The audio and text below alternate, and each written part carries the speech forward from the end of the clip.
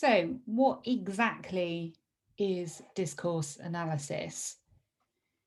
Well, for Ros Gill, one of your key readings, she explains to us that there is no single discourse analysis, but actually many different styles of analysis that all lay claim to the name.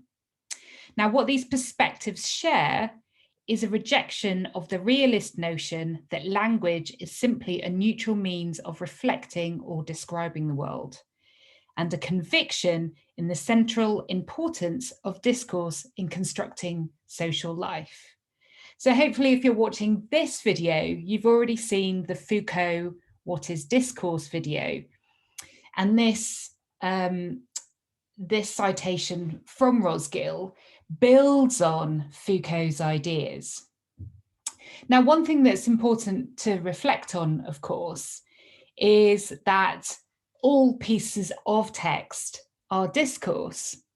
So Ros Gill's perspectives on discourse analysis from the year 2000 reflect 25 years of scholarship, reflect her position as a feminist at a key moment in time, reflects her concerns as an academic interested in gender inequalities in the creative and cultural industries, and her specific interest in craft. So you might imagine that Ros Gill's view of discourse includes a sense of discourse and text as craft, and discourse analysis in and of itself as a sort of craft. So there are 57 varieties of discourse analysis, she says. She talks about how the term discourse and discourse analysis are contested. She splits this into three traditions. So there is the tradition of critical language studies, which we're going to look at, and semiotics. So this includes Norman Fairclough's really influential critical discourse analysis, something that I've lent on quite a lot in my own discourse analysis practices. Now, this tradition looks at contradictions in which words are used rather than their actual meaning. And when I explain a little bit about an example of Norman Fairclough's critical discourse analysis, this might become clearer. Then there's building on this idea of discourse as a speech act. So it's how discourse is performative. It draws on how Judith Butler built on ideas from the 1960s by a guy called Austin, that discourse wasn't this neutral idea of language where someone says something and it remains the same.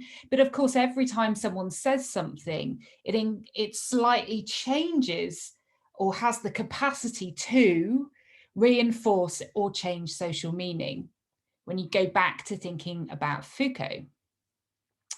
And then there is post-structuralism, which is specifically Foucault. So this looks at the history of discourses and the naming of things. Now, one thing to be mindful of is, although Gill splits this into three traditions, and as we're going to discover, there are different approaches to different kinds of discourse analysis from different traditions.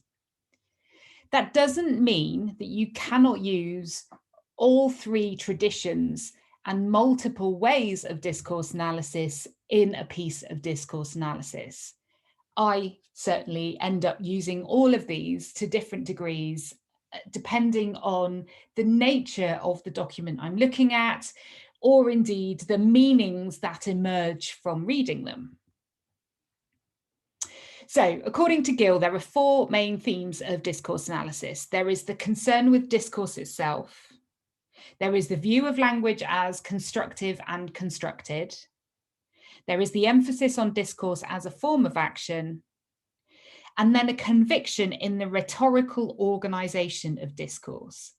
And in some ways, it's this final point that you might be most interested in terms of looking at it as policy using rhetoric to organize day-to-day discourse. So if you think back to the Nisbet article and this idea that Britain is best as a rhetoric has continued to organize everyday discourse to the point where we are now having Brexit. So you can see how, even though there is not necessarily evidence of causation between a DCMS policy document in 2005 and Brexit as we have it, what you can see is how rhetorical organization actually changes social practice, changes discourse in an everyday sense that actually then changes politics and everyday, people's everyday lives. For Fran Tonkis, content analysis is a quantitative method for studying textual data. It seeks to analyze texts in terms of the presence and frequency of specific terms, narratives, or concepts.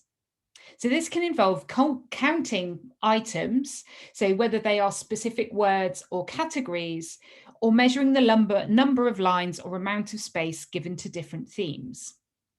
So for example, a common way of analysing a particular issue in newspaper articles, for example, is to count the number of newspaper lines where a particular issue or a particular person is talked about over a sample of newspaper articles from a particular period in time.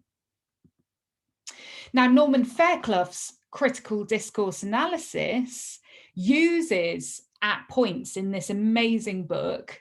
If you are interested in policy discourse and critical discourse analysis in greater detail, this is incredibly successful. It's incredibly accessible and also quite short, which is quite appealing. But Norman Fairclough uses this kind of counting of specific words or categories that Fran Tonkis describes to analyse how many times, New Labour policy referred to, I don't know, families in poverty as troubled families, for example. But also in critical discourse analysis, Norman Fairclough looks at how Tony Blair's speeches in particular were written to invoke this idea of we or you at different moments or they even, to separate, poorer people from the middle classes, to talk about young delinquents in a particular way, but also to talk about we as a nation. So these very simple ideas that Melissa refers to in her article of like when you invoke we and when you invoke our and when you invoke yours and when you invoke theirs is really important in terms of thinking about how you generate like a collective consciousness and an idea of othering people that you might want to other. So this enables this investigation of how societal power relationships are established and how they are reinforced through language. So that is a quick summary of what discourse analysis is and some ways in which it can be used. So I would advise that you watch the mini video on how Melissa Nisbet's used thematic analysis as an approach in video 3. Okay, thank you.